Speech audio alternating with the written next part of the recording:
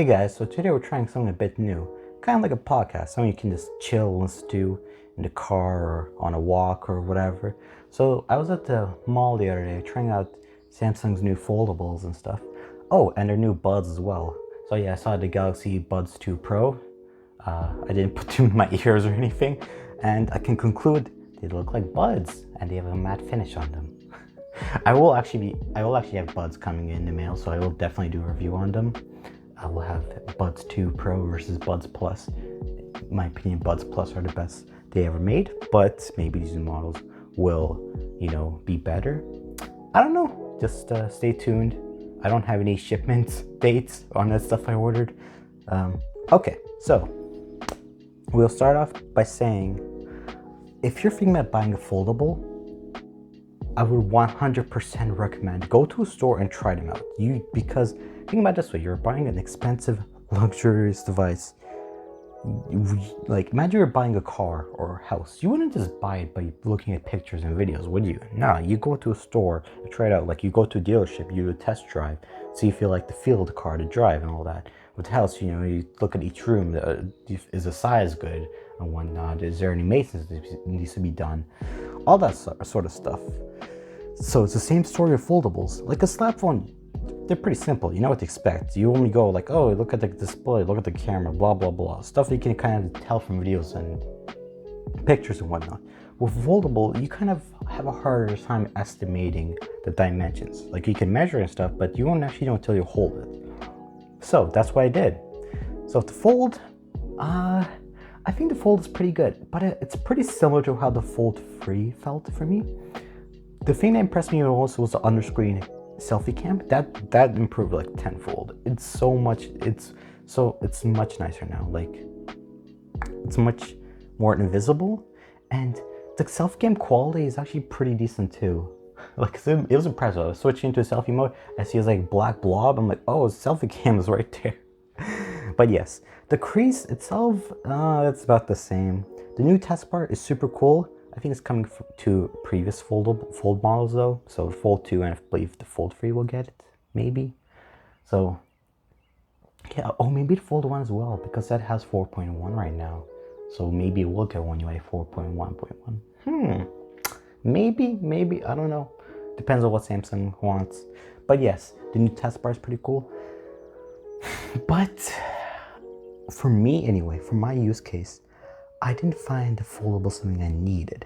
I realized I like my vertical candy bar style phone, So yes, I was thinking, but this can turn into that. So I closed the fold, looked at the outside display, used it for texting for a bit, scrolling, and I was thinking, this freaking sucks. Like, this phone costs like over $2,000, and this tiny screen is on the outside. And I know, like, if you live in North America, of course, these are the only foldables you can get, basically, So perspective-wise, this is the best technology that most people are going to see.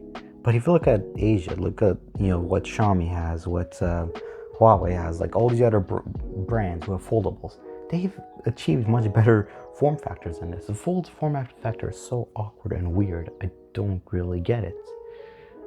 But yes, the outside screen is about the same size as an S22, but it's thicker. It's like double the thickness and double the weight as an S22. So yeah, when folded, it's very small. Going from what I use, like the phone I use is freaking huge. I use an S22 Ultra, so for me it felt quite small. I would conclude by saying, if you have an S22 Ultra and you're thinking about getting a Fold 4, don't. This can't really replace the S22 Ultra. It has the worst cameras, and the display size on the outside is kind of small. That's the thing. It's just not very big. Unfortunate. But if you're someone who, like, for example, at home, you use multiple monitors, you do a lot of multitasking, like you're working from home or doing productivity work, all that stuff, you like video editing.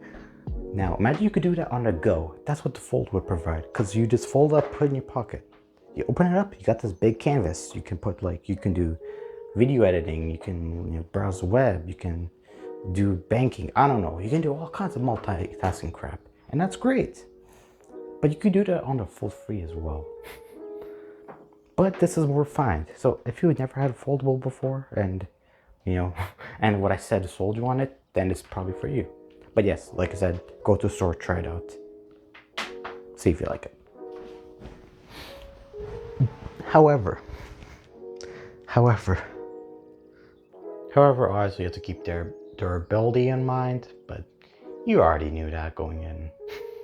But yes, the fold wasn't for me, didn't impress me much. Meh. For some reason, the flip is the one that impressed me. I held it, and I was like playing with it, opening and closing it, whatnot. And I literally out loud said to myself, I should buy this. And like, I was surprising myself because before this, I was like, no way am I ever buying a foldable. I'm just gonna be sticking to my boring slap phone and taking my fancy zoom cameras and my S Pen and all that stuff with the maxed out hardware. Yeah, I ended up buying a flip. Well, is there any logic to it? No, the flip is expensive. It costs the same as an S22 Plus. You're getting worse zoom. You're getting worse cameras. You're getting something that's fragile and might break in less than a year. Is there any logic to it? No, none at all. But it's just fun to use. That's the thing. The experience of using it is different from pictures and videos and doom scrolling. Oh, look, the screen cracked. Oh, look, there's a crease.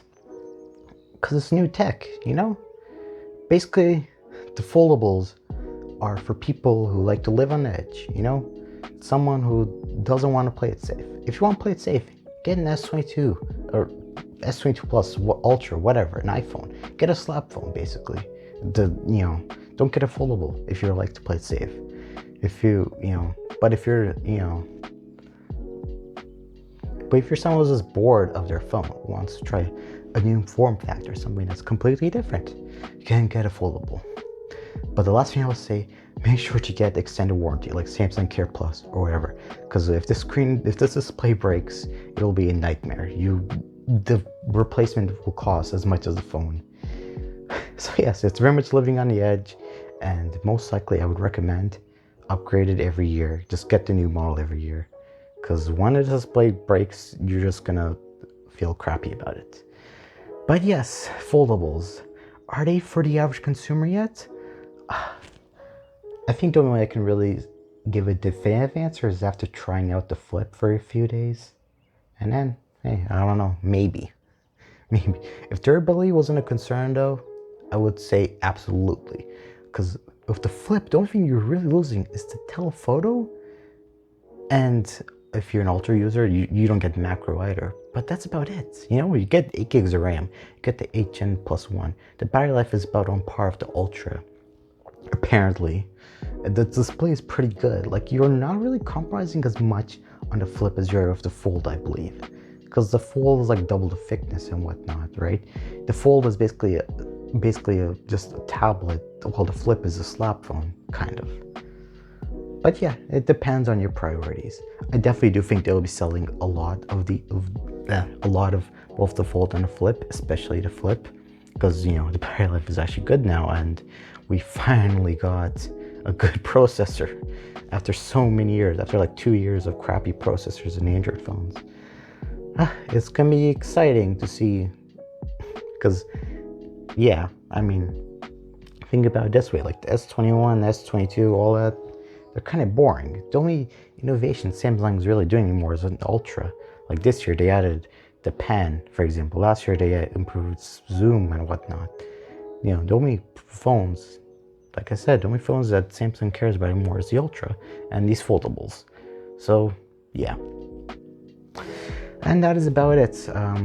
Hope you guys enjoy this different format, and I will definitely have some unboxing videos and all that in the future with the flip. And when that will happen, I have no idea, because I don't have a shipping email. Hopefully within the next 2 weeks. And that is all, and enjoy the rest of your day.